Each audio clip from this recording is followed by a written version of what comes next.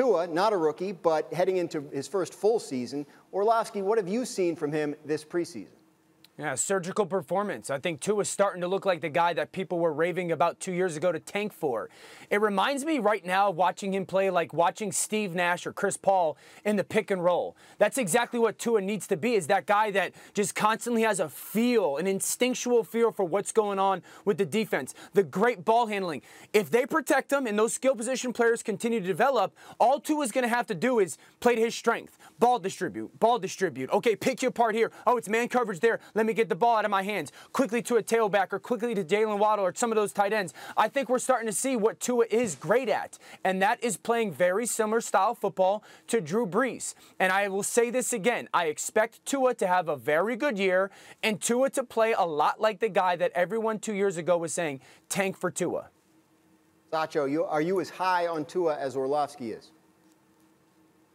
I'm not as high as Orlovsky is, but Dan makes a great point, right? We saw a healthy Tua. What we saw on film when you watch the tape is, man, like this is what he looked like before the injury. So I like what I saw there with Tua. But once again, I'm going back to, like, I think he's on a short leash just because Miami is trying to win, and they're trying to win like right now, and they know what they're going against in that division. They've got Jacoby Brissett, who's backing up, who they believe is a formidable backup, and he can play. And so, like, Tua has to be near perfect for him to continually be the guy for this team.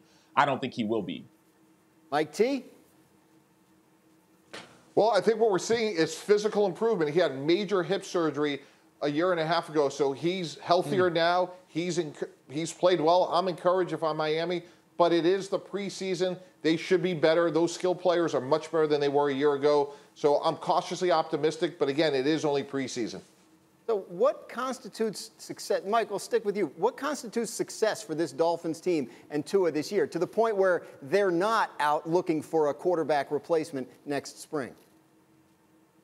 Yeah, that's firmly right. Winning 10 or more games, going to the playoffs, establishing that he's the guy moving forward. Jacoby Brissett isn't even in the conversation, and we'll know when we see it. And in this division, it's going to be tough because, look, you got Josh Allen, then draw a line, and everything else is a big question mark. Zach Wilson looks really good so far. Mac Jones looks pretty good up in New England. So the bar has been set pretty high in the division, and he is going to have to show that year in, year out, he can compete with those other quarterbacks. Yeah, Sacho, this is a team that won 10 games last year. I mean, is it fair for them to have high hopes?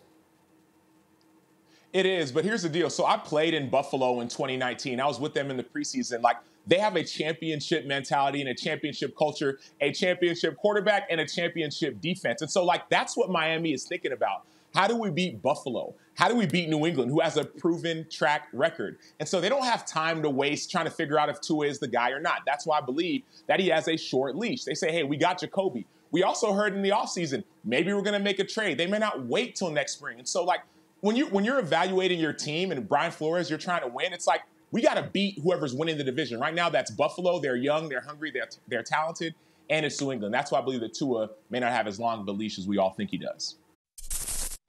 Thank you for watching ESPN on YouTube. For live streaming sports and premium content, subscribe to ESPN+.